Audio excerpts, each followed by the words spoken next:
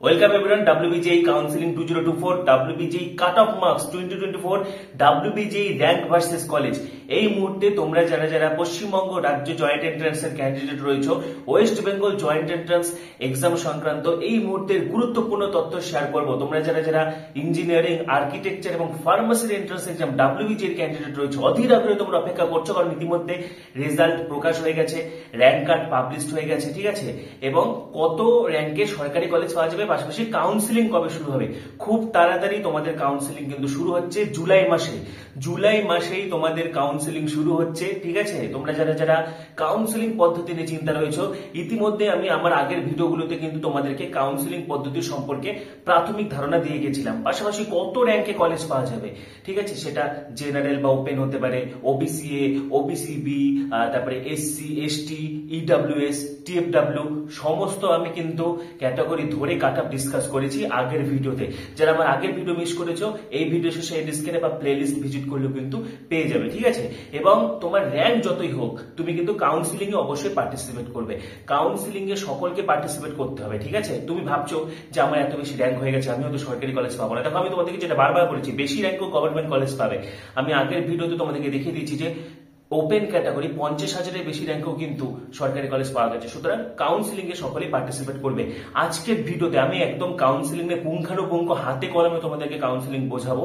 Counselling এর যে 3টি রাউন্ড আছে, ঠিক আছে, allotment round, upgradation round, mock up round, একদম হাতে কলমে বুঝিয়ে দিচ্ছি। তো যারা যারা আমাদের চ্যানেলে নতুন ভিডিও দেখছো, এখনই সাবস্ক্রাইব করো, পাশে থাকা বেল আইকনটা অবশ্যই প্রেস করো এবং ভিডিওটি প্রচুর শেয়ার করো। এবং আমার সঙ্গে যারা সরাসরি যোগাযোগ করতে চাইছো, ডেসক্রিপশনে টেলিগ্রাম গ্রুপের লিঙ্ক দেওয়া রয়েছে, সেখানে জয়েন হয়ে যাও। পাশাপাশি দেখো ডেসক্রিপশনে ফেসবুক এবং ইনস্টাগ্রাম আইডি দেওয়া রয়েছে, সেখানে আমার সঙ্গে তোমরা সরাসরি চ্যাটিং করতে পারবে। সরাসরি আমি তোমাদেরকে বুঝিয়ে দিচ্ছি কাউন্সিলিং পদ্ধতি। কবে থেকে কাউন্সিলিং শুরু হবে তোমরা অধীর আগ্রহে অপেক্ষা করছো। WBJEE সংক্রান্ত যাবতীয় তথ্য আজকে ভিডিওতে শেয়ার করব। তার আগে বলছি, যারা যারা আমাদের চ্যানেলে নতুন ভিডিও দেখছো, তাড়াতাড়ি সাবস্ক্রাইব করো। WBJEE কাউন্সিলিং সংক্রান্ত পরবর্তী ভিডিওগুলির জন্য এখনই সাবস্ক্রাইব করো, পাশে থাকা বেল আইকনটা অবশ্যই প্রেস করো এবং ভিডিওটি প্রচুর শেয়ার করো, ঠিক আছে। তোমরা যারা অধীর আগ্রহ অপেক্ষা করছো কবে থেকে WBJEE কাউন্সিলিং শুরু হবে, 11 জুলাইয়ের পর থেকে কিন্তু WBJEE কাউন্সিলিং শুরু হবে, ঠিক আছে। WBJEE ক্ষেত্রে প্রথমে তোমাদের সকলকে রেজিস্ট্রেশন করতে হবে, ঠিক আছে। কাউন্সিলিং এর জন্য সকলকে কি করতে হবে, রেজিস্ট্রেশন করতে হবে 500 টাকা দিয়ে। রেজিস্ট্রেশনের পর কি অপশন আছে দেখো, চয়েস ফিলিং, তারপরে আছে চয়েস লকিং। অর্থাৎ এতদিন ধরে কিন্তু WBJEE তে তাই হতো, সকলকে প্রথমে রেজিস্ট্রেশন করতে হতো, তারপরে চয়েস ফিলিং করতে হতো। চয়েস ফিলিং মানে কি, কলেজ সাজানো, তোমার প্রিফারেন্স অনুযায়ী তুমি কি নিয়ে পড়তে চাও, ঠিক আছে। তুমি সিএসসি কোর্স নিয়েই পড়তে চাও, আমি ধরে নিচ্ছি তুমি সিএসসি ছাড়া অন্য কোনো কোর্স নিয়ে পড়বে না, তাহলে তুমি একে কি রাখবে, JUCSE, যাদবপুর ইউনিভার্সিটির কম্পিউটার সায়েন্স, তারপরে তুমি ক্যালকাটা ইউনিভার্সিটির কম্পিউটার সায়েন্স রাখবে, তারপরে তুমি ম্যাকাওয়েটে রাখবে, তারপরে জলপাইগুড়ি রাখবে, তারপরে কোচবিহার রাখবে। এইভাবে তুমি গভর্নমেন্ট কলেজগুলো সাজাবে, ঠিক আছে। কোর্স ওয়াইজ প্রিফারেন্স দিচ্ছ, এটাকে বলা হয় হচ্ছে কলেজ সাজানো বা চয়েস ফিলিং। তারপরে কি অপশন থাকে, সেটাকে লক করে দেওয়া, যেটাকে বলে চয়েস লকিং। দেখো, চয়েস ফিলিং এবং চয়েস লকিং এর মাঝে একটা অপশন থাকবে, যেটাকে বলা হচ্ছে মক অ্যালটমেন্ট। চয়েস ফিলিং এবং চয়েস লকিং এর পর থাকছে মক অ্যালটমেন্ট। অর্থাৎ তুমি কলেজ সাজালে, তোমার চয়েস ফিলিং ঠিক হয়েছে নাকি ভুল হয়েছে সেটা জানতে পারবে মক অ্যালটমেন্টের মাধ্যমে।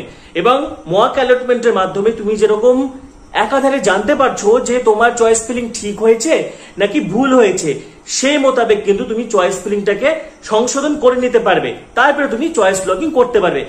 এবার নেক্সট কি হবে, রেজাল্ট বেরোবে, যেটাকে বলা হবে first round seat allotment result, ঠিক আছে। First round seat allotment result, প্রথম রাউন্ড হচ্ছে অ্যালটমেন্ট রাউন্ড। এই যে তুমি কলেজ সাজালে, এবার তোমার র্যাঙ্ক অনুযায়ী কিন্তু তোমার একটা কলেজ অ্যালট হবে। যদি তুমি সরকারি কলেজ পাওয়ার মতো র্যাঙ্ক করো, বা সরকারি কলেজগুলোর মাঝে যদি কোনো প্রাইভেট কলেজ না ঢুকিয়ে দাও, তাহলে কিন্তু তোমার ভালো র্যাঙ্ক থাকলে একটা সরকারি কলেজ তুমি আশা করতেই পারো। কত র্যাঙ্কে সরকারি কলেজ পাওয়া যাবে, এই নিয়ে কিন্তু আমি আগে একটা ভিডিওতে ডিটেলে বলে দিয়েছি। কোর্স ওয়াইজ বলো, SC ST OBC সকলের যে আমি কাট অফ মোটামুটি একটা ধারণা দিয়ে দিয়েছি যে কত র্যাঙ্কে সরকারি কলেজ হতে পারে। যারা সেই ভিডিও মিস করেছো, তোমরা সার্চ করো Pritam biology WBJEE cut off, Pritam biology WBJEE cut off বা হচ্ছে র্যাঙ্ক ভার্সেস কলেজ, ঠিক আছে। Pritam biology WBJEE rank versus college লিখে সার্চ করো, ভিডিওটি পেয়ে যাবে, বা এই ভিডিও শেষে এন্ড স্ক্রিনও তোমরা পেয়ে যাবে। ঠিক আছে, তো মোদ্দা কথা, এবারে ধরো তোমার একটা কলেজ তুমি এইভাবে সাজিয়েছিলে, ঠিক আছে, JUCSE, তারপরে CUCSE, MAKAUT CSE, Jalpaiguri government engineering college CSE এবং Cooch Behar government engineering college CSE, এইভাবে তুমি কলেজ সাজিয়ে গেছো। এবার দেখো আপগ্রেডেশনটা কি জিনিস, সেকেন্ড রাউন্ড হচ্ছে আপগ্রেডেশন। এবার ধরো তুমি একটা কলেজ পেলে, তুমি জলপাইগুড়ি CSE তে তোমার অ্যালটমেন্ট হলো। এবার কি করতে হবে, তোমাকে সিট অ্যাকসেপ্টেন্স ফি দিয়ে সেই সিটটা বুকিং করতে হবে এবং ভেরিফিকেশন করাতে হবে, ভেরিফিকেশন করানো মাস্ট। ঠিক আছে, দেখা যাচ্ছে তুমি প্রথম কথা এখানে দুটো অপশন আছে, আপগ্রেডেশন ইয়েস বা নো। আপগ্রেডেশন নো এর ব্যাপারটাকে বলে দিই। দেখা যাচ্ছে যে তুমি জলপাইগুড়ি পেয়েছো, হ্যাঁ, তুমি এরকম করে সাজিয়েছো, তুমি 4 নম্বর কলেজটা পেয়েছো, তুমি সেখানেই থেকে যেতে চাও, যে না আমি আর ঝামেলায় জড়াবো না, বা আমি জলপাইগুড়িতেই ভর্তি হয়ে যাই। ঠিক আছে, তুমি যে কলেজ পেয়েছো সেই কলেজে থেকে যেতে চাও, সেই কলেজে অ্যাডমিশন নিয়ে নিতে চাও, তখন তোমাকে আপগ্রেডেশন নো ফর্মটা জমা করতে হবে। ক্লিয়ার? যখন তোমাকে একটা কলেজ দেওয়া হচ্ছে, তুমি সেই কলেজেই থেকে যেতে চাও বা অ্যাডমিশন নিয়ে নিতে চাও, তখন তোমাকে আপগ্রেডেশন নো ফর্মটা ফিল আপ করতে হবে। এবারে দেখা যাচ্ছে যে তুমি জলপাইগুড়ি পেয়েছো, কিন্তু তোমার ইচ্ছা ছিল ম্যাকআউটে, CU-তে বা JU-তে, কারণ তুমি 1 নম্বরে JU দিয়েছো, যাদবপুর দিয়েছো, 2 ক্যালকাটা ইউনিভার্সিটি দিয়েছো, 3 ম্যাকআউট দিয়েছো, তখন তুমি দেখা যাচ্ছে যে আগের চয়েস গুলো পেতে চাইছো, তখন তোমাকে ভেরিফিকেশনের পর আপগ্রেডেশন ইয়েস ফর্মটা জমা করতে হবে। সেক্ষেত্রে অ্যাডমিশন নেওয়া বাধ্যতামূলক নয়, কিন্তু তোমাকে ভেরিফিকেশন কমপ্লিট করতে হবে। ঠিক আছে, কারণ ভেরিফিকেশন কমপ্লিট না করলে পরের রাউন্ডে তুমি যদি কলেজ চেঞ্জ না হয়, তাহলে আগের কলেজটা ফেরত পাবে না। ধরো তুমি জলপাইগুড়িতে পেয়েছো, তুমি ভর্তি হলে না, ঠিক আছে, তোমার অ্যাডমিশন তুমি নিলে না, কিন্তু তুমি ভেরিফিকেশন করে এসেছো, সেকেন্ড রাউন্ডে তোমার জলপাইগুড়িতেই থাকলো, চেঞ্জ হলো না, তাহলে তুমি আগের কলেজটা ফেরত পাবে।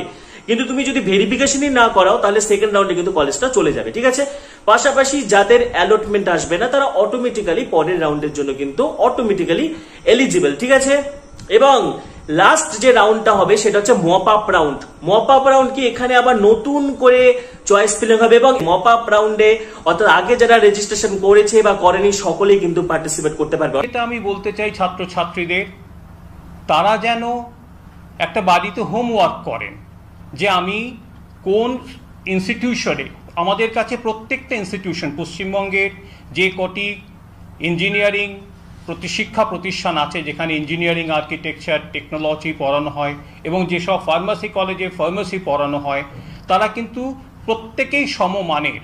সেক্ষেত্রে তারা যেন কি বিষয়ে পড়াশোনা করবেন, কোন ইনস্টিটিউশনে পড়াশোনা করবেন, তার একটা প্রাক কাজ, মানে তার পূর্বের একটি যে হোমওয়ার্ক, সেটা যেন অবশ্যই করে রাখেন। তাতে তার কাউন্সেলিংয়ের সময়, কাউন্সেলিং রেজিস্ট্রেশনের সময় তার কিন্তু চয়েস ফিলিং করতে সুবিধা হবে, কারণ চয়েস ফিলিংটা খুব ইম্পর্টেন্ট। এবং চয়েস ফিলিং করার সময় তারা যেন একাধিক, আমাদের মনে হয় যে কটা ইনস্টিটিউশন আছেন, আমাদের প্রায় 115খানা ইনস্টিটিউশন আমাদের, তারা বিভিন্ন সরকারি বেসরকারি শিক্ষা প্রতিষ্ঠান আছেন, তারা যেন চয়েস ফিলিংটা যত সম্ভব বেশি মাত্রায় করেন। তাতে কি হবে, সে যে কোনোভাবেই সে কিন্তু র্যাঙ্কের উপর বেস করে একটা ইনস্টিটিউশনে তারা সুযোগ পেতে পারে। 3টে পর্যায়ে, 3টে স্টেপে আমাদের কাউন্সেলিংটা হবে।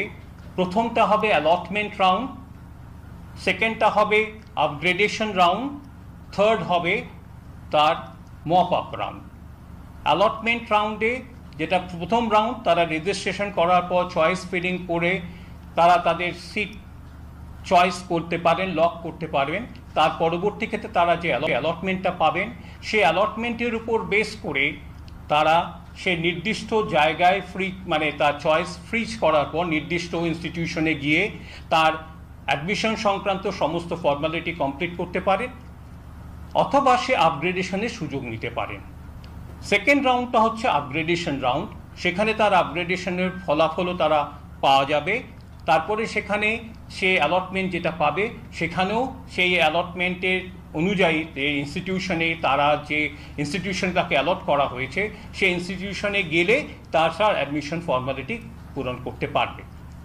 থার্ড রাউন্ড বা যেটা আমরা মপ আপ রাউন্ড করেছি সেটা কিন্তু এক্সক্লুসিভলি যারা রেজিস্টার্ড ছাত্রছাত্রী যারা একটু ভুল করেছে বা চয়েস স্পেলিং করতে গিয়ে তাদের মনে হয়েছে এটা যদি করা হতো ভালো হতো, তাদের জন্য কিন্তু আমরা মপ আপ রাউন্ড করব। সেই মপ আপ রাউন্ডে ছাত্রছাত্রীরা পার্টিসিপেট করতে পারেন। তো WBJEE কাউন্সিলিং প্রসেস 2024 আজকের ভিডিওতে কিন্তু আমি West Bengal joint entrance examination বোর্ডের কাউন্সিলিং পদ্ধতি একদম পুঙ্খানুপুঙ্খ আলোচনা করে দিলাম। ঠিক আছে, তোমাদের আরো কিছু জানার থাকলে কমেন্টে অবশ্যই জানাবে। আর পাশাপাশি আমাদের টেলিগ্রাম গ্রুপে যুক্ত হয়ে যাও, ফেসবুক ইনস্টাগ্রামে যুক্ত হয়ে যাও এবং পরবর্তী ভিডিওগুলির জন্য এখনই সাবস্ক্রাইব করো, পাশে থাকা বেল আইকনটা অবশ্যই প্রেস করো এবং ভিডিওটি প্রচুর শেয়ার করে দাও। সবাইকে অসংখ্য ধন্যবাদ।